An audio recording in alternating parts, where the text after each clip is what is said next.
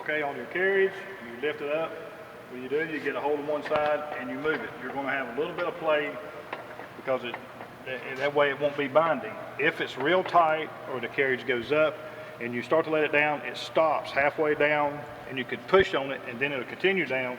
What's wrong is your thrust rollers here are too tight. So what you do is you drop the carriage on the floor on a block, take your chains off and your hoses off, lift your center channel up, and as it comes up, it will come off these rollers and lays your carriage in the floor. You pull the 2 bolts out and you put 2 washers, or take 2 washers out. It depends on if you're shimming it or you're taking it out because it's too tight. There again, this will do the same thing. If it's too tight, it'll go up, and when you let it down, halfway down, it'll stop, and you got to push down on it to get it to continue on down. It's usually these rollers are too tight. You need to take some shims out.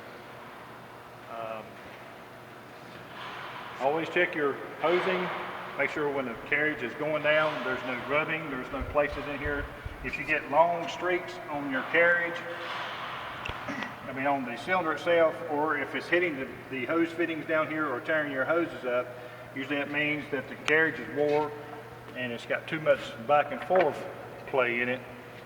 And you're rubbing here, you know, I've seen it completely take these fittings out because as the carriage comes down, there's too much play and it takes easy. Always look for any wear problems, any hoses that are wore where it's rubbing.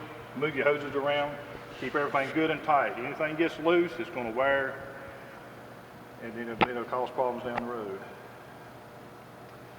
Let's see. Take a breath.